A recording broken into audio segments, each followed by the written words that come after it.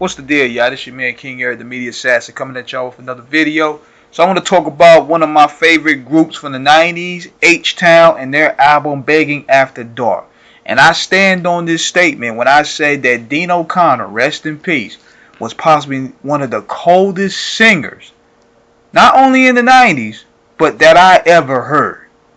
Because he has such a commanding presence with his voice tone, his singing ability. Think about this, guys. When H-Town came out with Knocking the Boots, Lick You Down, dude was 17, 18 years old, bro. Him and Shazam, they both colder than Jodeci. And this is coming from the biggest Jodeci fan out here.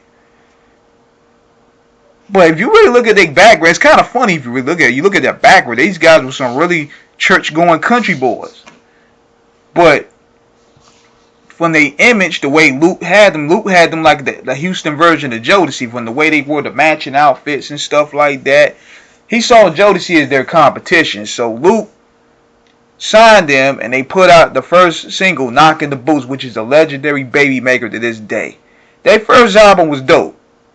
But the second album is where you started seeing they started having problems with Luke and the direction they wanted to go with their music.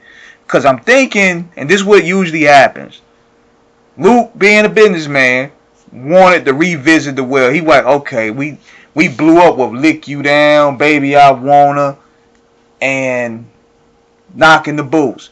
We're charting this. We look at it, this is the biggest songs that's charting in every demographic. We need a whole album of this type of shit.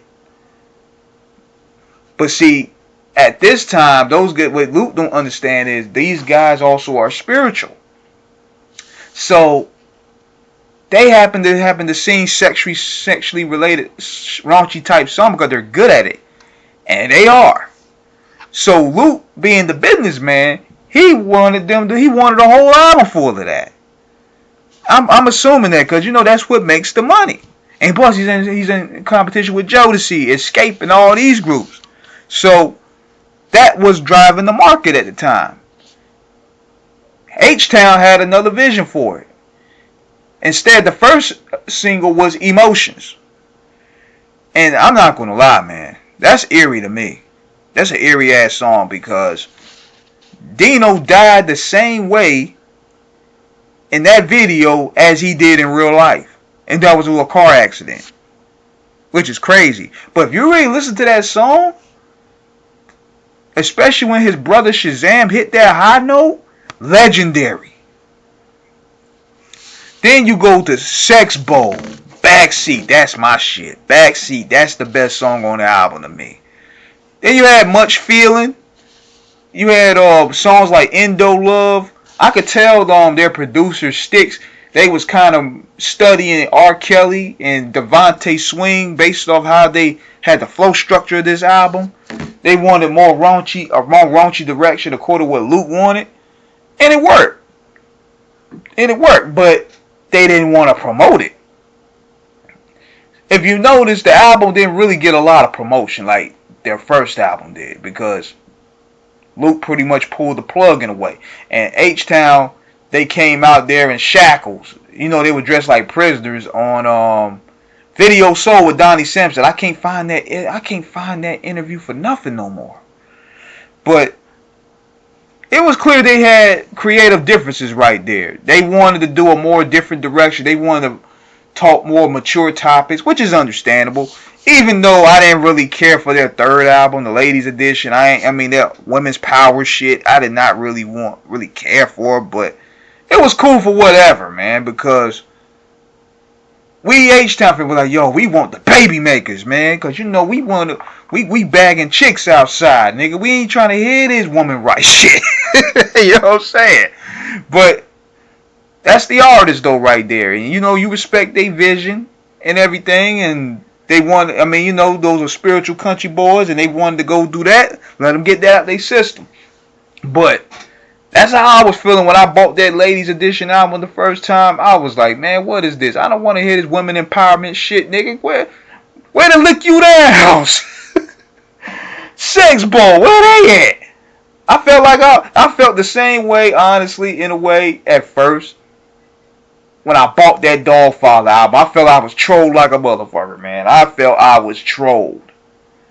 Because I was thinking, damn, we gonna get Snoop Doggy Dogg putting out banger after banger after banger, 21 cuts. And the nigga would sound like he was asleep on all the songs.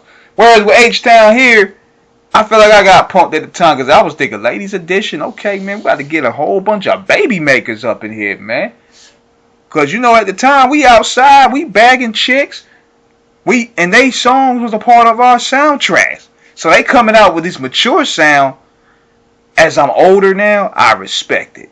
It's a dope album when I started really listening to the context. And they were growing into young men. They were growing to more mature men. So I got what they were doing. I understood it. But yeah, man, Beggin for Dark was one of my favorite albums of 1994. Even though label politics got in the way, artist direction disagreements got in the way, I rocked with it heavy. I really did, man. So yeah, rest in peace, Dean O'Connor, man. One of the coldest R&B singers to ever do it. This is King Eric just giving y'all some input on what Beggin After Dark was all about. And don't come in the comments talk about why you disrespecting the women, why you don't want to hear. Man, no. Even a lot of women were saying the same thing when that Ladies album, when that Ladies Night album dropped, or that Ladies Edition album dropped, man. Women wanted to get piped. They wanted to hear the knocking the boots. Okay, so it ain't just me. So don't come up in these comments with sounding like male feminists and shit, nigga. No, I mean, fix your wrist for who you type on this off the cuff radio page. But let me know what you guys think in the comments, man. Rest in peace to Dean O'Connor. Big shout out to Shazam. He had a dope they did a dope performance the other night.